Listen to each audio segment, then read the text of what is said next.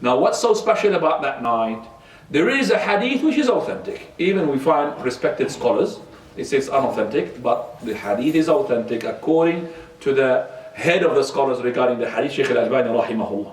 This hadith which says, ينزل الله تبارك وتعالى ليلة النصف من شعبان إلى السماء الدنيا فيغفر لجميع خلقه إلا إنسان في قلبه شحناء أو مشرك بالله عز وجل.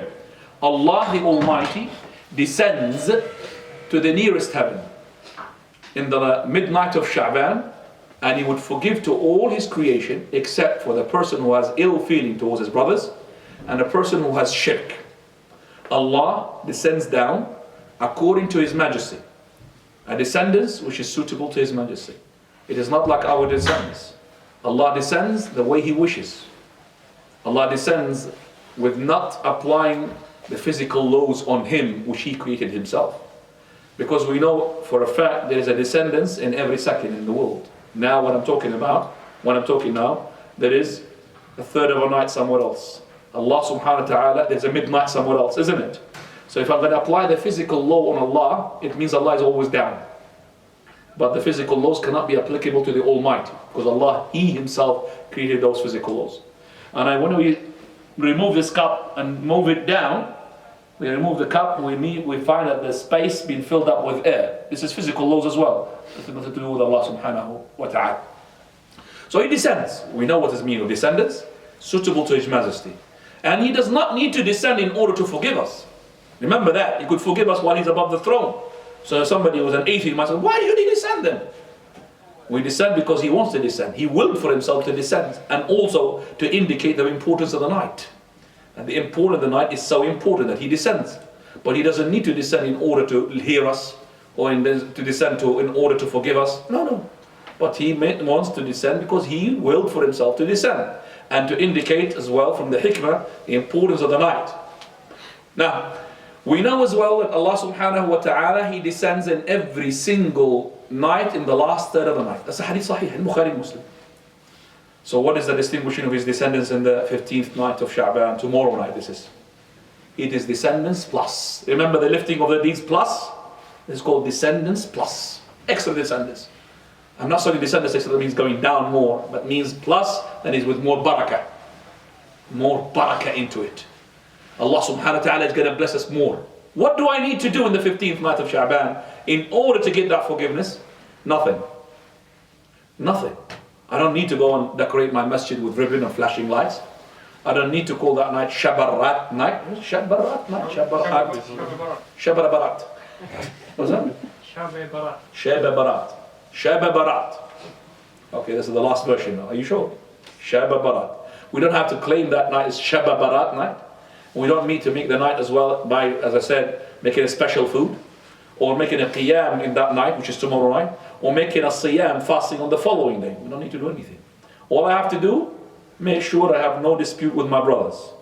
So if I got a dispute with a brother, especially if he's a relative of yours, and especially if he's a close relative like a father and a mother, God forbid, how can you break your ties with your father and your mother? It's impossible.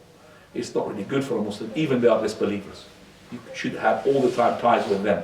So, pick up the phone before tomorrow night and subtly dispute. And never ever say, oh, what is my pride here? Brother, forget about your pride. This is Jannah. And you need of Jannah or you want hellfire? It's Jannah you want. So the Jannah needs forgiveness. If I can't get the forgiveness just simply by a phone call, I forget about my pride. I'll just give him a phone call and say salam alaikum. If he doesn't want to listen to you, doesn't want to talk to you, it's up to him. Then alhamdulillah, you've done your part and you will be included in the forgiveness. Number two, don't have shirk. And shirk can come in any form. It comes in lots of forms. Like for example, riyah. Some people come to the prayer, just like some of us now, come to the prayer, and in the prayer they are actually wants to be showing off.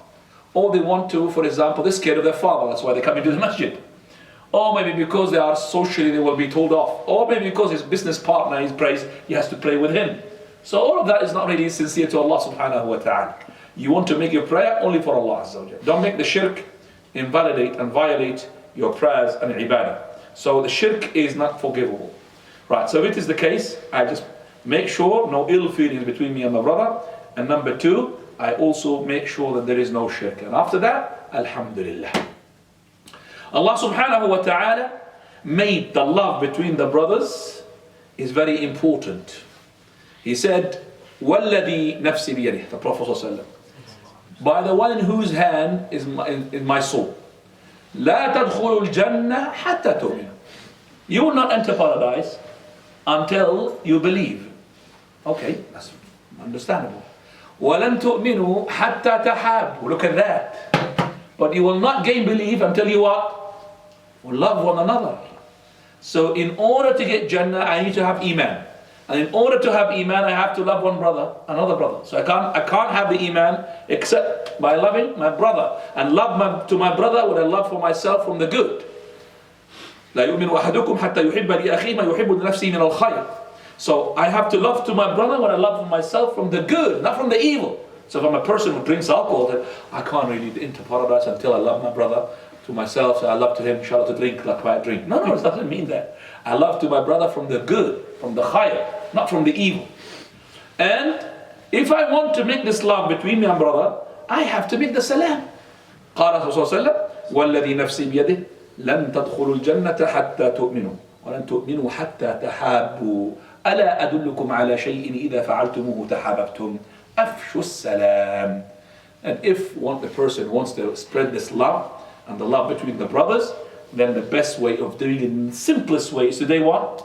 As-salam. As-salamu alaykum. So as-salamu alaykum is the key for love.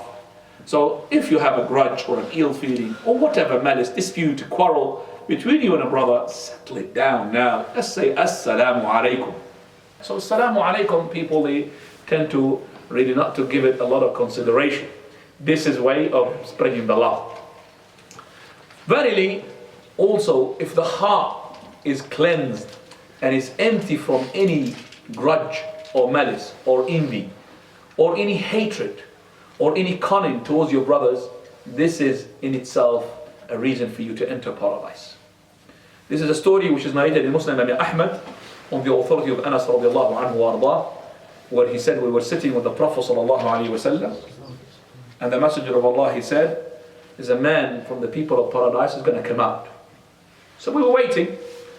So we thought maybe it's Abu Bakr, it's going to be Umar. A man came, you don't know even his name. And he was dripping with beer from his wudu. He's got his sandals underneath his underarm. And there's nothing special about him. Then, on the following day, the Prophet of Allah said the same thing. And the same man came out. Subhanallah. Nothing special about it. Third day, then the same thing the Prophet of Allah said it. And the same man came out. Now Abdullah ibn Amr ibn al-As, he wanted to follow him. He wanted to know, what is this man doing? For the Prophet of Allah testified for him 3 times, he's from the people of what? Of paradise. He is a person who used to make the ultimate ibadah. Going back to our story, he wanted to learn from that man. So he went to his house, knocked on his door, and made up a story. He said to him, verily, I had a quarrel with my father and I made an oath not to stay with him for 3 nights. If you could just give me shelter for 3 nights, is that okay for you? He said, yeah. And all of that is not really true. You're going to tell him later on. He wanted to see, what is that man doing? He went inside. The 3 days he slept there and he could watch him, what he's doing.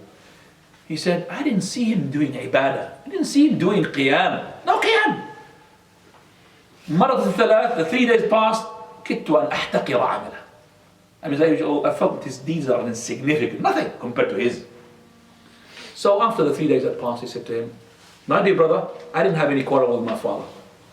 But I've heard the Prophet of Allah saying regarding you 3 times that you are from the people of paradise. Now the man doesn't know that the Prophet of Allah said these words regarding you.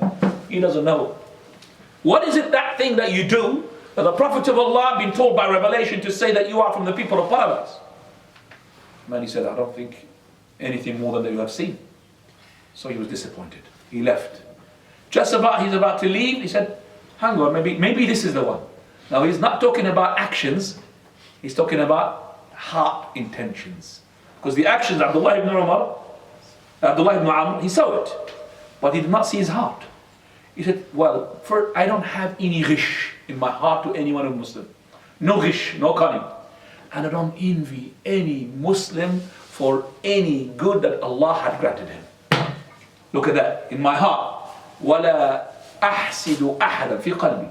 ولا أحسد أحدا على خير أعطاه الله إياه. He said, this is the one that got you that place, and this is the one that we can't do. Even Abdullah ibn Amr said, I can't do that. This is, as I said, Allah subhanahu wa ta'ala, when He makes it to enter paradise, He will not make us to go to paradise unless we have no grudge and no envy and no ill feeling. There is, after they bridge, something is called qantara. And this qantara is actually to make sure that there is no dispute between you and your brother. This is the last cleansing. As soon as you enter paradise, Allah says, إِنَّ الْمُتَّقِينَ جَنَّاتٍ وَعُيُونٍ. Verily, the pious people will have gardens of paradise. أُدْخُلُوهَا بِسَلَامٍ آمِنِينَ. Enter it in peace and safety. وَنَزَعْنَا مَا فِي صُدُورِهِمْ مِنْ غِلٍّ إِخْوَانًا عَلَى سُرُرٍ مُتَقَابِلِينَ.